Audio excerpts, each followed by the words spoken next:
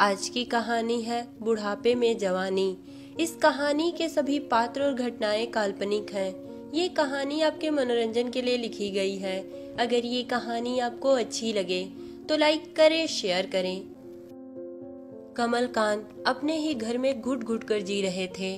कमलकांत को एक सहारे की जरूरत थी।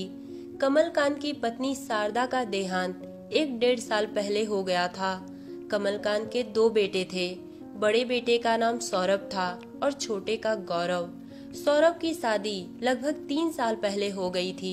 सौरभ की पत्नी राखी दिखने में तो बहुत सुंदर थी, पर उसके चाल चलन और व्यवहार में थोड़ी भी नरमी नहीं थी।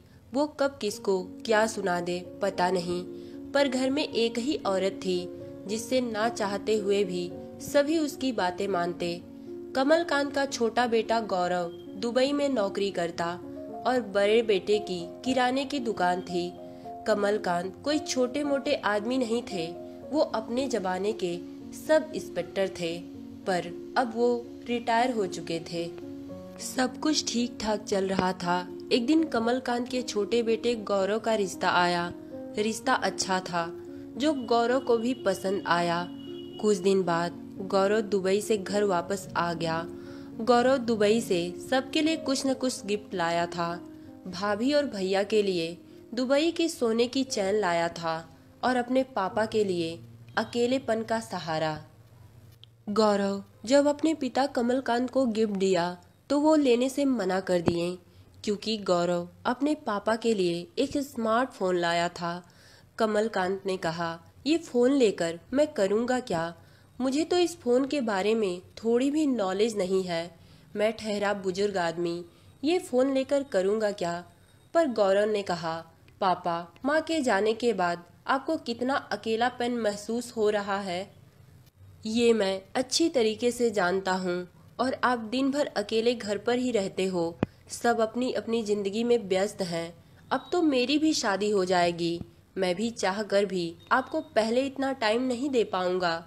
कमलकांत का छोटा बेटा गौरव अपने पिता से बहुत ज्यादा प्यार करता था और उनकी भावनाओं को भी अच्छी तरीके से समझता था।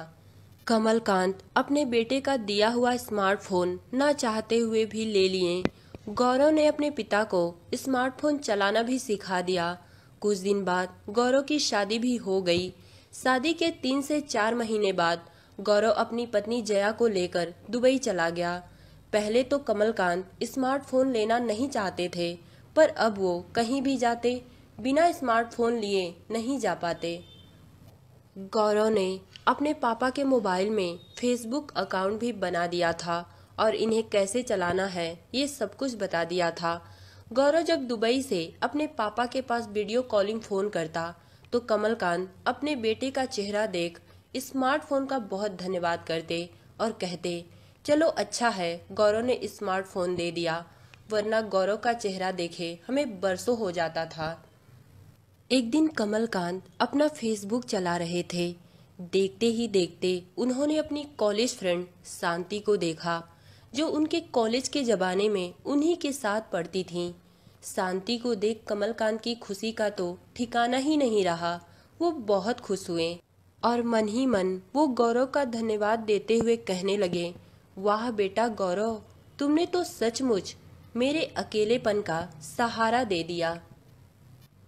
कमलकांत अपने कॉलेज फ्रेंड शांति को फ्रेंड रिक्वेस्ट भेजे, पर उनका फ्रेंड रिक्वेस्ट शांति ने एक्सेप्ट नहीं किया। कमलकांत बड़े दुखी हुए और मन ही मन सोच रहे थे कि लगता है शांति ने मुझे पहचाना नहीं। कमलकांत हर 1-2 घंटे में अपना मोबाइल चेक करते कि शायद शांति मेरा रिक्वेस्ट एक्सेप्ट कर ली हो। 2 से 4 दिन बीतने के बाद शांति ने कमलकांत का फ्रेंड रिक्वेस्ट एक्सेप्ट कर लिया। कमलकांत बड़े खुश हुए और शांति भी कमलकांत को फेसबुक पर देखकर बहुत खुश हुई और बोली, कमलकांत, तुम इतने दिनों तक कहाँ पर थे? मैं तुम्हें फेसबुक पर कई सालों से ढूंढ रही हूँ, पर तुम तो कहीं भी दिखाई नहीं दे रहे थे। पर ये बात सच है, जिसको मन से याद करते हैं वो कभी न कभी हमें मिल ही जाता है। शांति ने कहा, चलो ठीक है, अब बताओ अपनी लाइफ के बारे में। कमलकांत ने शांति को अपनी पूरी कहानी बताई। पर कमलकांत ने जब शांति के बारे में सुना तो उनके पैरों तले जमीन खिसक गए।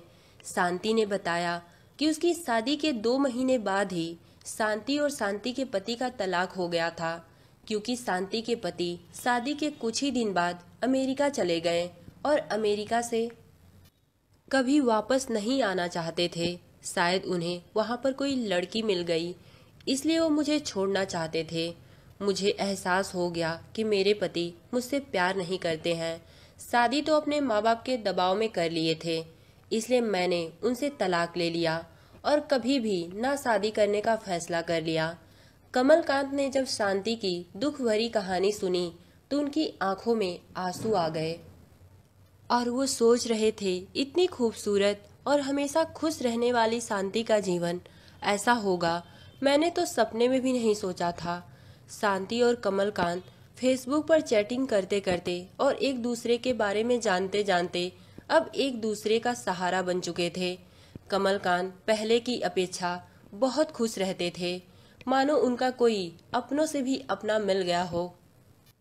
कमलकांत का बड़ा बेटा सौरभ अपने पिता को अचानक इतना खुश देखकर थोड़ा अचंभा में पड़ गया कि आखिर माँ के गुजर जाने के बाद पापा तो एकदम टूट चुके थे।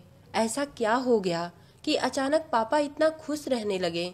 सौरभ ने एक बार तो अपने पापा से पूछ भी लिया कि पापा आखिर क्या बात है, आप इतने खुश नजर आ रहे हैं, कोई अच्छी खबर है क्या? पर कमलकांत बात टालते हुए बोले, अरे नहीं नहीं, कोई पुरानी बातें याद आ गई थी।